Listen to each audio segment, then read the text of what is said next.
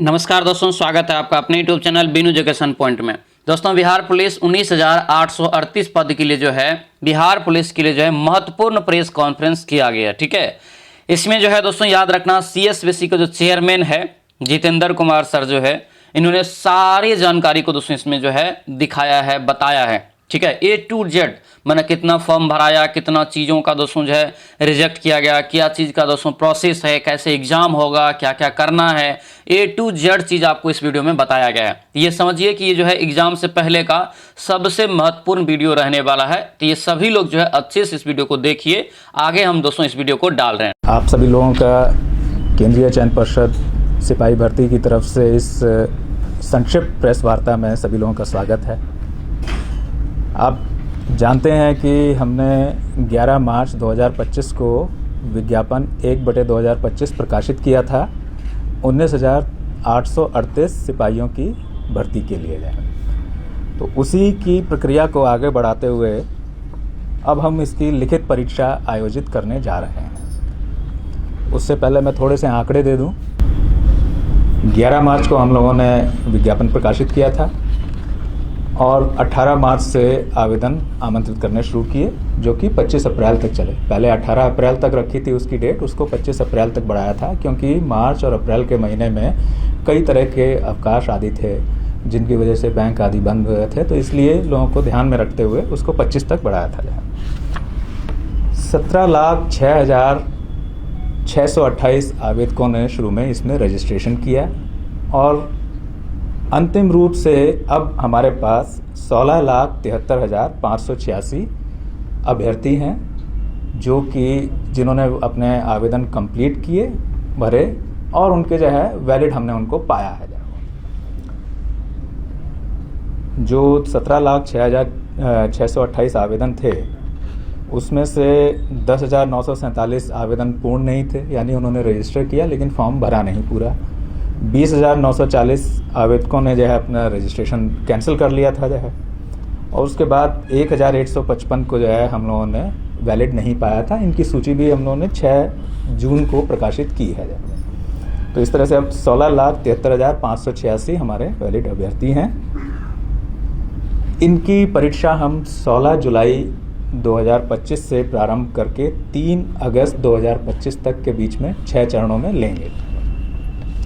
तो ये 6 चरण हमारे 16 जुलाई, 20 जुलाई, 23 जुलाई, 27 जुलाई, 30 जुलाई और फिर उसके बाद 3 अगस्त रहेंगे। इन 6 चरणों में जो है हम परीक्षा आयोजित करेंगे।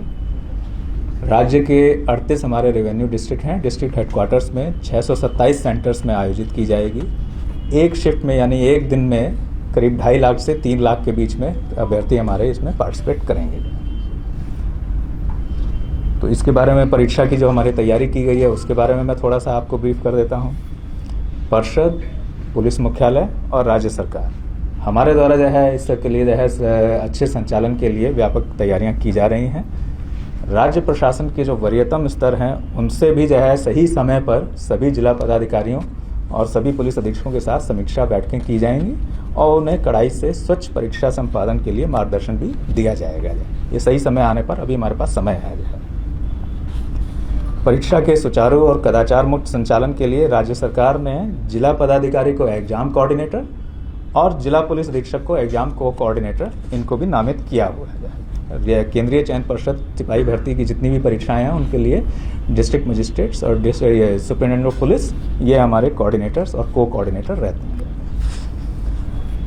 राज्य के हमारे जितने भी साइबर थाना है और आर्थिक अपराध इकाई के स्तर से सोशल मीडिया आदि पर परीक्षा से संबंधित निगरानी की जा रही है और संदिग्ध बातों अथवा व्यक्तियों पर भी नज़र रखी जा रही है, और इसे आने वाले समय में हम इसे और सघन करते जाएंगे जैसे जैसे समय नज़दीक आता रहेगा। स्थानीय पुलिस के द्वारा है परीक्षा और परीक्षा से पूर्व हॉस्टल, लॉज, कोचिंग सेंटर्स और इसी प्रकार के अन्य संस्थान जहां अभ्यर्थियों और छात्रों आदि का जमावड़ा हो सकता है, वहां पर निगरानी और आसूचना संकलन वहां पर किए जाते हैं। इन सब के इंस्ट्रक्शंस हो चुके हैं और ये कार्रवाई प्रारंभ भी हो गई है, आगे और सघनता से की जाती है।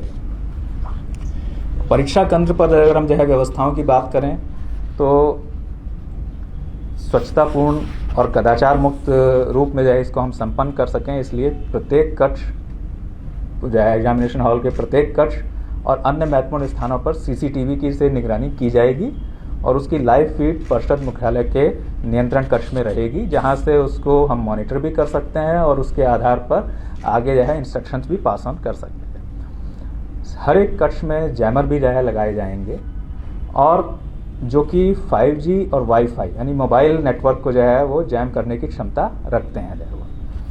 इसके साथ ही केंद्राधीक्षकों से जो हमारे सेंटर सुपरिटेंडेंट्स रहेंगे उनसे सीधे संवाद के लिए हॉटलाइन की भी व्यवस्था हम करेंगे, क्योंकि जैमर रहेंगे तो इसलिए किसी और अन्य माध्यम से उनसे संवाद स्थापित नहीं किया जा सकता है, तो इसलिए उनसे सीधे संवाद करने के लिए हम व्यवस्था करेंगे। अभ्यर्थियों से संबंधित कुछ सूचनाएं हैं जो आपके माध्यम से सभी हमारे जो कैंडिडेट्स हैं उनको अवगत करना चाहेंगे। अभ्यर्थियों को उनके गृह जिला में प्रवेशिका केंद्र आवंटित नहीं किया गया। किसी भी कैंडिडेट को होम डिस्ट्रिक्ट एलोकेटेड नहीं है।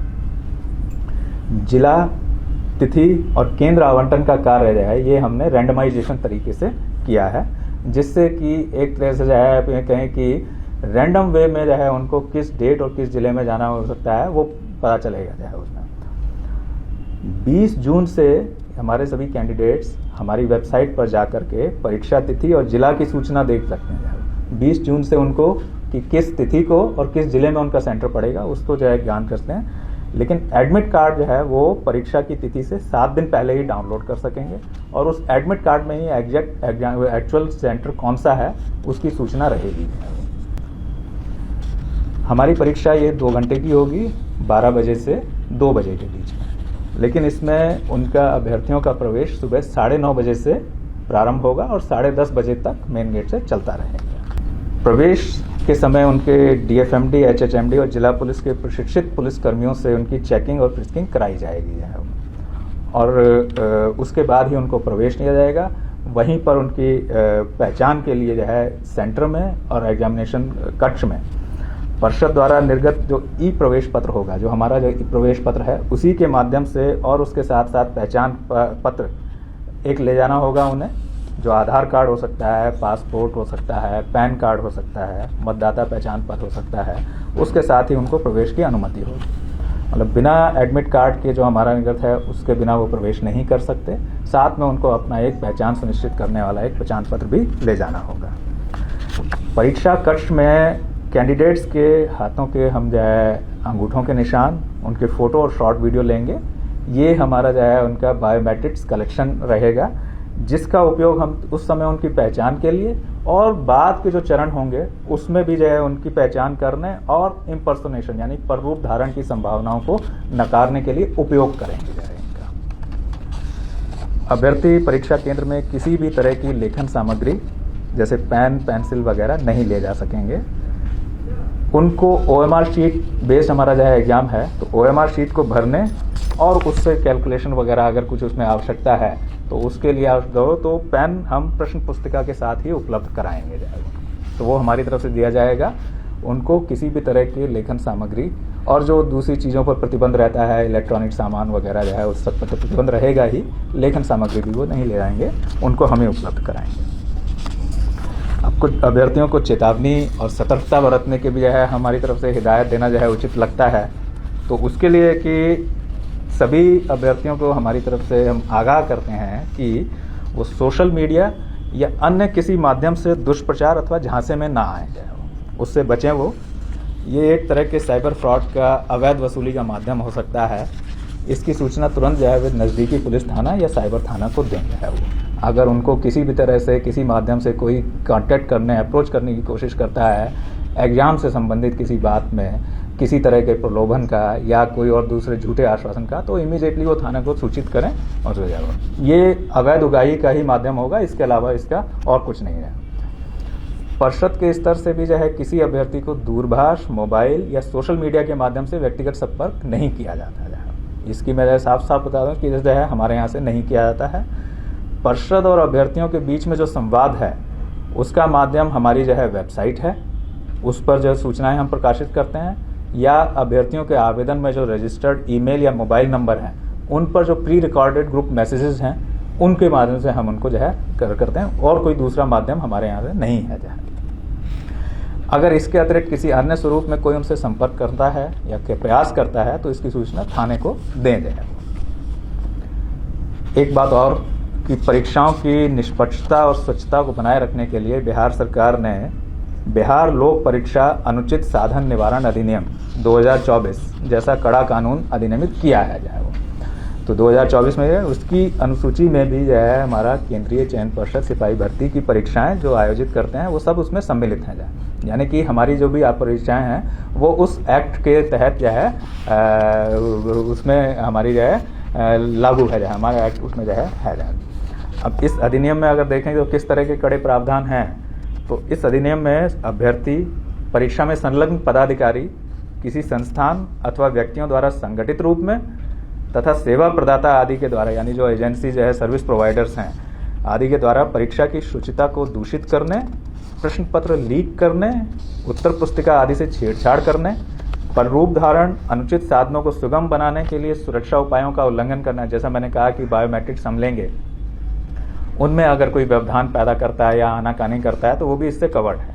या उनसे छेड़छाड़ करना, धोखा देने या धनीय लाभ, यानी कि जो है कि वो झूठा बता करके कि जो है कि पेपर ये है, ये प्रश्न आएंगे, ये जो है उससे, तो ये सब जो है जाली वेबसाइट आदि अपराधों को दंडनीय बनाया गया है इनमें। और इन अपराधों के लिए 3 वर्ष से 10 वर्ष तक की सजाएं हैं और जुर्माना है जो कि 1 करोड़ अथवा उससे अधिक भी हो सकता है। और सेवा प्रदाताओं और अन्य संस्थानों के स्तर से संगठित रूप में किए गए अपराधों के लिए परीक्षा की समानुपातिक लागत की वसूली भी की जा सकती है। उनकी संपत्ति की कुर्की और उसका संपहरण भी किया जा सकता है। तो इस तरह के कड़े प्रावधान इस एक्ट में रखे गए हैं और ये एक्ट हमारे द्वारा जो आयोजित जो परीक्षा है उसमें लागू है। ये सभी अपराध जो है संज्ञेय हैं, गैर जमानतीय हैं और नॉन कंपाउंडेबल हैं, यानी अशमनीय हैं, और इनका इन्वेस्टिगेशन डीएसपी या उससे वरीय पदाधिकारी करेंगे। तो इससे आप अंदाजा लगा सकते हैं कि गंभीरता इन परीक्षाओं की और उनकी परीक्षाओं की स्वच्छता के प्रति राज्य सरकार की कितनी है। अंत में मैं ये कहूँगा कि परिषद स्वच्छ और कदाचार मुक्त वातावरण में परीक्षा और चयन आयोजित करने के लिए कटिबद्ध है और इसके लिए सारी व्यवस्थाएं कर रही है, कर भी ली हैं, अधिकतर हो गई हैं, और इसके लिए सभी अभ्यर्थियों, उनके अभिभावकों तथा राज्य की जनता से हम लोग सहयोग की अपेक्षा रखते हैं।